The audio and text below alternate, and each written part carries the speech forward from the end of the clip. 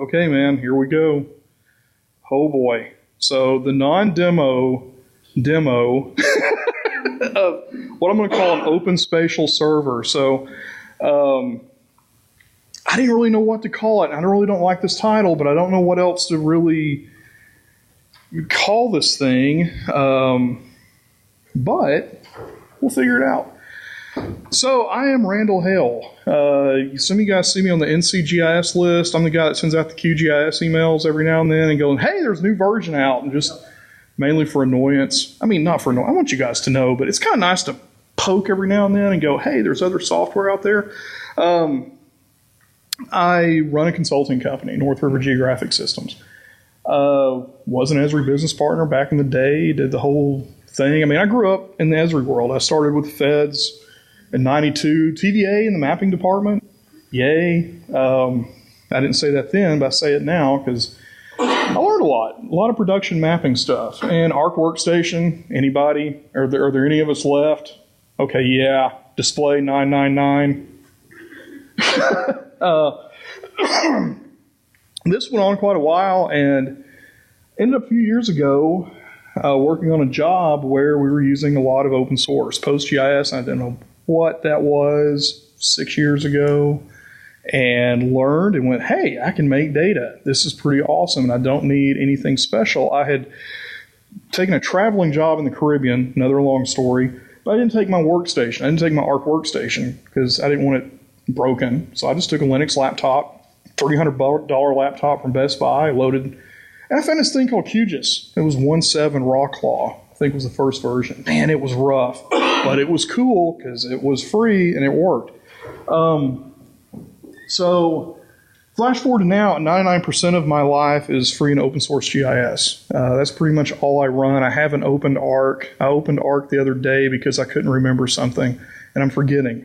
I need to get that $100 home thing so I won't forget, but there's too many toys on this side of the fence to play with, and fairly large GIS weaponry at my disposal: GRASS, QGIS, PostGIS, Poodle, Goodle, Ogre, all this stuff that you can play with. There's different pronunciations: GDOL, PDOL, OGR, R. There's a lot of stuff over here. So, and other thing I've been doing too is hassling people over open source and having meetings. We had 2 meetings in Knoxville. The third one, I don't know where that one's going to be at. Probably going to be a QGIS-centric meeting. All day QGIS, maybe 2 days QGIS, don't know. I got to email people and find out what they want to do. So you guys join the QGIS.us users list or the OSGO US, you'll see emails coming out. And that's how I generally do a conference, ask everybody, what do you want to do? And then we do it. And so far, it's worked out pretty well. We've had 50 some odd people turn up both times talking about LiDAR. Things as simple as QGIS at a utility to machine learning with LiDAR. And so we didn't know what the guy was talking about, but it was awesome. So this was a running demo. It's not going to be. It's just going to be PowerPoint or a PDF. I used a software called Vagrant. And Vagrant... I mean, you've heard Docker pop up. You've heard the Docker, not the pants. But I haven't been a big fan of Docker. I've tried using it. I could probably do this in Docker. Don't want to, so I use Vagrant.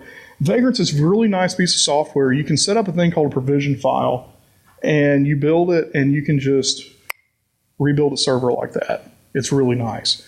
So for all my clients who I'm setting up PostgIS Geoserver, I just set a Vagrant box up over off to the side, and when they call me with problems, I download their data, load it, run it, play with it, delete it. I don't need to keep anything really running, and Vagrant does a really good job of that.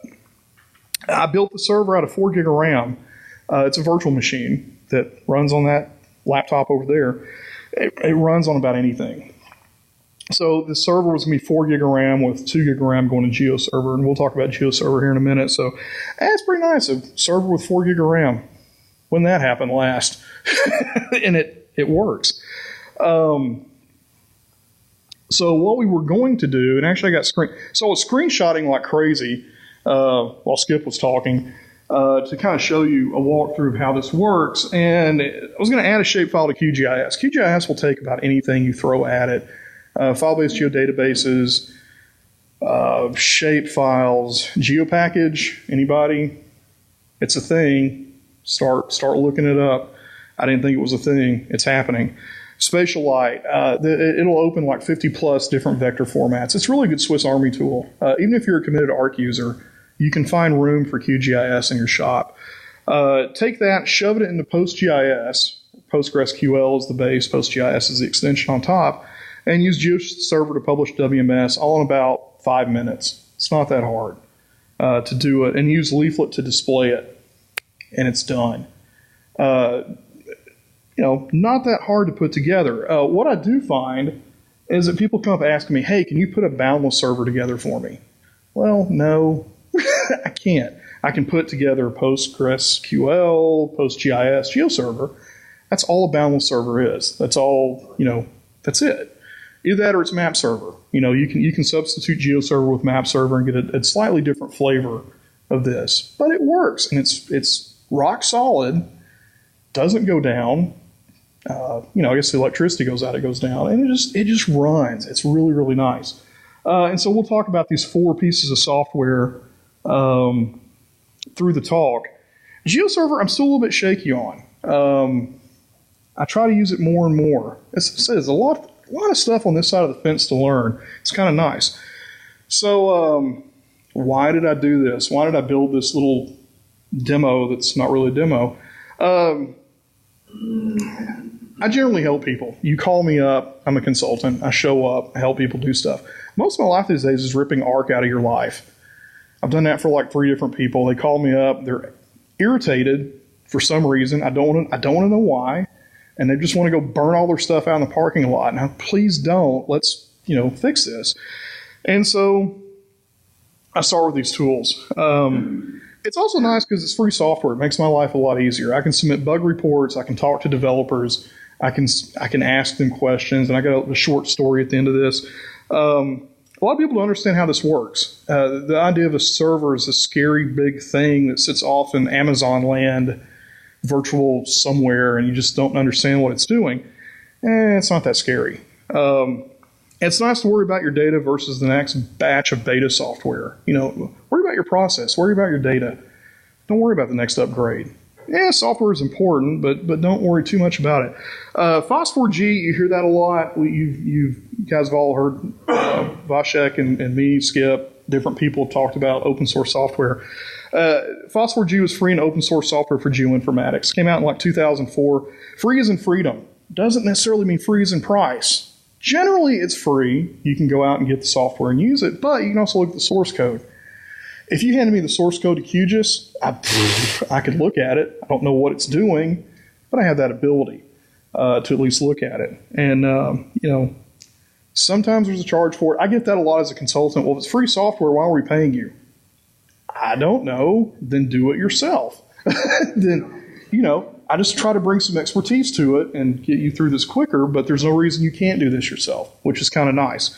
It's very compatible with commercial software, so you can do this in a mixed environment, and you can run your Esri software, you can run this, you're not out anything, you get a little more leverage. Nothing like making somebody sweat, salespeople, when they come in the door and you're running QGIS. I've had people do that before. Hey, quote me to switch everything out, and then they flash that at the Esri salespeople coming in the door and work a deal. Not really crazy about that. I'd rather you just switch, but hey, whatever makes you happy. What is Phos4G? It's a vibrant community. It's a friendly community, generally. Your mileage may vary. OpenStreetMap's kind of hard to deal with at times, so I don't. QGIS, I love those guys. I'm trying to learn how they document. I'm trying to help the documentation group. And, it's a worldwide effort. So you have people in Germany, people in Australia, people North Dakota, Canada, South America. Everybody's working together to make this better. It's a volunteer community. There's a lot of volunteers, and it's donations driven. Donate money. You guys pay, we pay a lot of money to Esri for maintenance. Toss a little bit towards QGIS and help them out. It doesn't hurt. They need the money. So to talk about the software a little bit, QGIS started in 2006. Actually, it started a little bit before that. Let's see. Gary Sherman just tweeted 2 days ago. He wrote the first code for QGIS 17 years ago. So somewhere in about '02, he started playing with this. And he's got screenshots. If you're on Twitter, you can see the screenshots from the guy. And he wrote it to view data in PostgIS. So PostgreSQL was a thing. PostgIS came out. You couldn't really see the data. You can type all day long. Numbers are streaming. It's beautiful. But you want to look at polygons. You want to see your points. You want to see your lines. That's what QGIS started out doing. So it really works really, really well with Post. It's really solid. It'll view Oracle. It'll work with SQL Server. I have not used it with Oracle. I've used it a little bit with SQL Server. If I've got my choice, I'm going to argue PostGIS all day long to make this work. It works with everything. If you have file-based geodatabases, do not fret. You can open them and work with them. In a Windows environment, you can edit them. I would suggest not doing that. It kind of makes me sweat. I would rather you not muck up your data. GeoPackage, you can go from file-based geodatabase to GeoPackage or SpatialLite, work with it, and then push it back. So you're not stranding anything doing that. It looks like you would expect it to look like desktop software. In this case, I was going to open, Chattanooga's got an open data portal, so I'm from Chattanooga, Tennessee. And they put their buildings up. So I was going to grab the buildings, which I did a screenshot, and load them into QGIS. It's, I don't know, I forget how many thousands of buildings it are, but it opens up really quick. And they got this really nice, they didn't used to use it a lot, but the browser, they built this art catalog-like contraption, this browser, that's really getting nice to be able to explore and organize your data. So you can drag and drop your data in, work with it. PostgreSQL, mostly command line. There is a piece of software called PGAdmin that will let you view and work with your data. I generally suggest clients use PGAdmin just for less heartburn.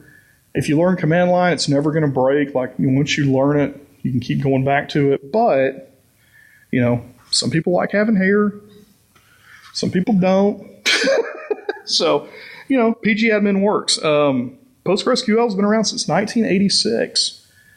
So that 32 years worth of development on one piece of software, it's going to be decent, at least. It's not going to be that bad. PostGIS came out. I believe there was some kind of thing going on in Canada. There was a project going on, and they were using PostgreSQL. PostgreSQL had basic geometry built into it, but it was not that good. So they came out with this thing called this extension that you load called PostGIS. It's not like SDE. It doesn't get between you, the desktop client. There's SDE, and then there's the database. It is the database. PostGIS is in PostgreSQL. It's fast. It's really stinking fast. And it adds geometry support to all your data. So you can load points, lines, polygons, multi-points, multi-lines, curved geometry. All that stuff can go into it. And it's currently at release 2.5. PostgreSQL is at 11. 32 years of development. I just got the version 11. They don't go, things don't happen that quick. PostGIS will probably go to 3 next, probably. And just to show you PGAdmin, because you can't really show a database that well in anything, but PGAdmin just pulls up. The new PGAdmin 4 is a little bit different. It's a little bit, it'll cause some heartburn. PGAdmin 3 was a little bit simpler, but 4, it runs in a browser. So you can load it on the server, you can load it on your desktop, and do what you want at that point. So Geoserver. Geoserver is a little bit weird. It's a Java-based. It started in 01. It publishes WFS, WMS, WCS, and WMTS. I think it will even publish an Esri REST service. There's an extension built in to let you, consume and work with REST. If you stick to WFS, WMS, WMTS, your life is easier. A WFS acts just like data sitting on your desktop. You can export it, you can pull it in. A WMS will go into about anything, so you're good. It follows OGC standards. It can be consumed by anything, so the ArcMap users can use, data that Geoserver is pushing out. It's you're not stranding anything. It's currently at 2.14.2. 2 just came out. The 0.2 just came out. They're probably going to go to 2.15. They usually run 3 versions at once. They have development, stable, and testing. And testing's like at 2.15 now, so it may jump from 2.14 to 2.16. Going back to QGIS, as Skip had mentioned, the current version is 3.6. 3.4 is the long-term release. This month marks the new long-term release. So it went from 2 to 3. What happened? It went from Python 2.7 to Python 3. It went from Qt4 to Qt5. It's become very robust in the version 3. And there was a lot of heartburn getting it from 2 to 3. It was a rewrite, a year-and-a-half rewrite to get it to that point. It's nice. You got 3D. You've got all this extra, really nice stuff. And Geoserver is the front end to it. Just pulls up in your web browser, be it whatever you want it to be. Chrome, Mozilla, Internet Explorer, Edge. You can open it in whatever you want. You can run it in whatever you want. If I have my druthers, I would rather you run it on Linux, but it runs on Windows too. So one of my clients runs all this on a Windows Server. Windows Server 2012, I think. I had to upgrade it and screamed the entire day one day. But you can see here all the data it can ingest. PostgIS, GeoPackage, shapefiles, grids, geotiffs. If you can basically get it into some kind of recognizable format, you can push it out with Geoserver. So how does all this work? It's all pieces of software. The QGIS developers do the QGIS thing. Geoserver people do the Geoserver thing. The GRASS developers develop GRASS. How does it all work? It's all standards-based. Nobody wants the extra effort to make all this stuff not work. It works very well together right now. So it all sticks to a standard. All the developers talk. It works, and it's rock solid. I mean, it's really nice. And to have everything developed independently is even weirder, because if you're on any of the listservs, QGIS, Geoserver, PostgIS, they all talk. Something blew up on Geoserver. Something broke on 3.6 last night, and they sent an email came out. One of the Geoserver developers responded to the QGIS list and went, "Oh, we didn't know that didn't work. They're working on a fix now." Pretty nice. The Google guy, the guy that runs most of the internal guts for all the software, Evan Raoult, is in France. He talks to all these guys. So he's the backbone that makes all this stuff work. Like I said, it's pretty nice. So in one diagram, what happens? What I generally do, pull the data up in QGIS, shove it to PostgreSQL, PostGIS, use Geoserver to push it out. You can push it out into Leaflet, Open Layers, Mango Map, whatever you want it to be. I mean, whatever you want to pick at that point. And you can also pull it into ArcGIS, AutoCAD, Fulcrum. I use Fulcrum mobile app. It's a commercial application. I like it. I don't have Collector because I don't run Arc stuff. So Fulcrum has a lot of open source DNA in it. It works great for what I'm doing. So you can push this data in and out. And I really should use double arrows on everything, because not only are you pushing out, you can also push it back in through these services. But what are the specs? The specs I run this demo on are going to be about 4 gig of RAM. Running on a server at home, 2 gig of RAM for PostgreSQL. Geoserver, the more you use it, the more memory you need to acquire to it. So I think by default it comes at like half a gig or maybe 1 gig. But if you're really going to put this thing in production, I've pumped it up as high as 12 gig to make sure that everybody's working. Everything works. And QGIS is happy on 4 gig of RAM. I mean, you can run that thing on a Raspberry Pi and get away with it. And since when have you bought a desktop, and not worried about, I need a gaming system to run my desktop GIS software? No, you don't. You can run lean on stuff. And so it's not going to be Showtime, because I found that, I was really happy to find the Beetlejuice thing. But, and over all of this, so you publish this out in Leaflet, which is a very lightweight Java client. We'll ingest and pull this stuff in. So essentially in the demo, this is like a 5-minute thing. How am I doing? Am I getting close? Yes, a couple minutes to pull it in. You've got a geospatial server. Why do it? It's capable. It makes your life so much easier. This thing just runs. It's good. You can work with your data. It's compatible with commercial software. A blended approach strengthens your organization. Pull some open source in. Don't get stuck with a vendor, which is hard to do, because having one vendor makes your life a little bit easier. But a blended approach gives you some leverage, and And you worry about your data and your process. Speaking of which, Henry County 911. So I went into their office 6 months ago.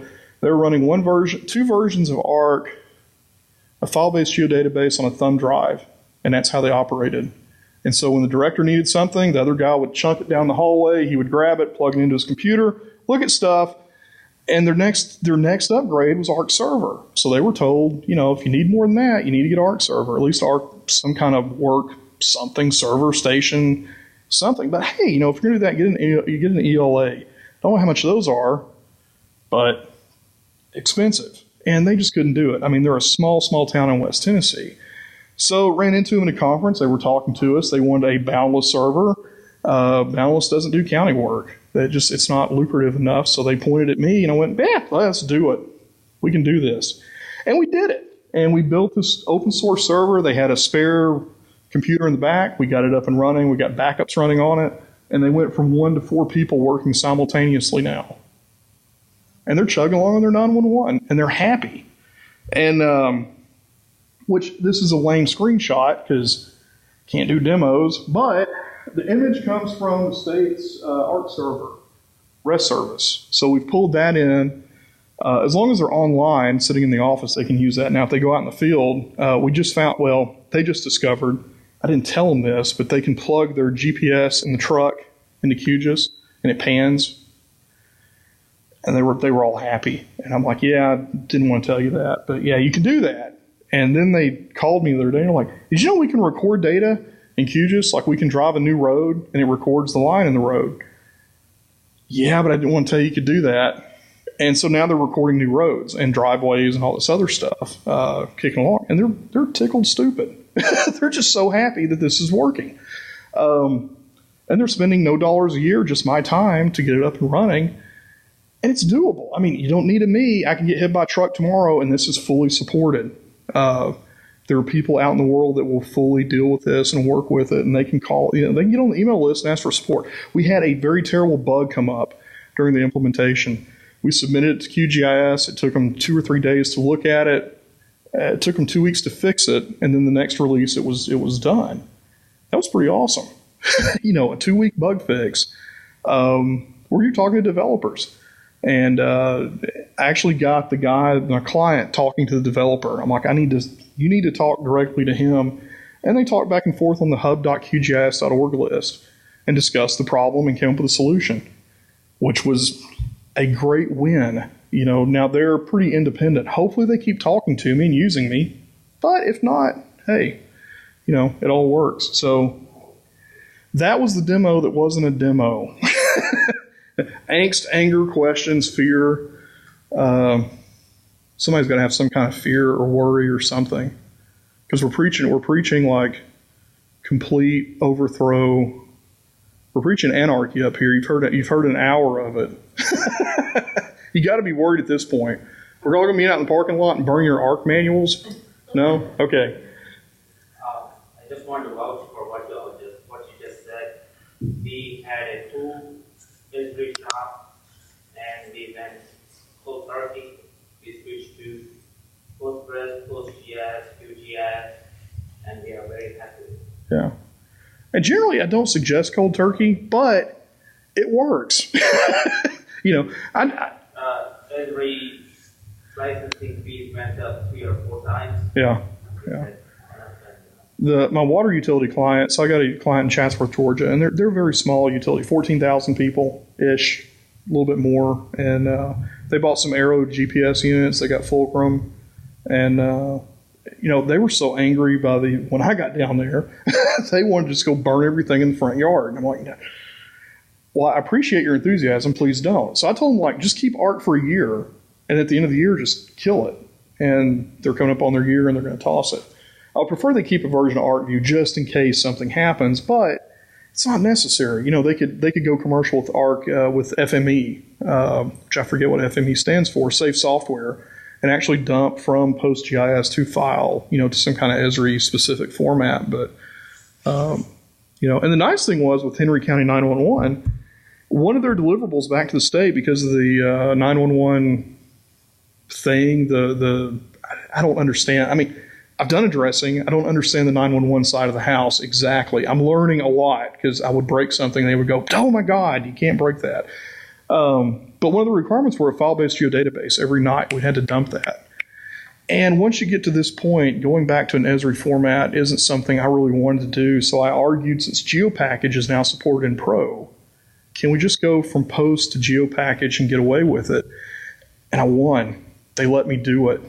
So every night, their database dumps to GeoPackage and gets sent to the state. And the state ingests that into the ARC system. And it goes in. So we've gotten around every hump that they've thrown at us. Every hurdle we have jumped through, and help from the community too. We email QGIS lists and ask questions, and they answer them. And I'm only as smart as the community at this point. So, other angst, other questions, Yep. I guess one question. So one of the hurdles I've run into in my current job, different from my previous job, which is another story, is we talk about when we bring in open source software. Yeah. And the pushback is, well, because that's open source, we're not paying a vendor for it, we can't get true support, and so when it hits the fan, like, it's on us, and Yeah. so, like, what would you say, like, how do you go about navigating, like, getting past that, figure whether that's a reality or not? That's actually really good. So if anybody not hear that is what do you do when the crap hits the fan? You're using open source and everything goes south. So my general answer is, so one of the things I do is I try to offer support. And so I hear people go, well, there's no support. And I go, well, I'll support it. And they go, well, here's this one-man shop. It's not good enough. From a community-based standpoint, you can email, like, say, QGIS. You can email them on a Friday night, or at least submit a bug, and have good hope that somebody over the weekend is going to look at it. It's not a guarantee. The way I say to guarantee it is to start throwing money back at the open source community. Because you're paying a lot. I mean, you guys pay a lot for ARC software. Take a little bit of that. Take 10% of that and throw it back at QGIS. If you become like a donating person to there, they fix problems a lot quicker. Which sounds kind of bad, but it's the reality of, the world. The other thing I tell people is that Esri won't answer the phones on a weekend unless you have, extra support. So, if something breaks. But yeah, that is a problem. I mean, if you don't have, if you run into a point where something breaks, it is sort of on you to fix. But I think at that point, it's on your standing in the open source community where you're talking and working with everybody and trying to get stuff fixed. I've never hit a bug yet in QGIS that I couldn't get handled, looked at, or at least a good discussion on how to get around it or how to get it fixed from the developers. Because I can email them directly at all points. So yeah, it's a sticky subject. You hear that a lot, but at that point, to me, it's just hollow kickback. Because if that's your only reason for not going, it's not a good reason at that point. Yeah.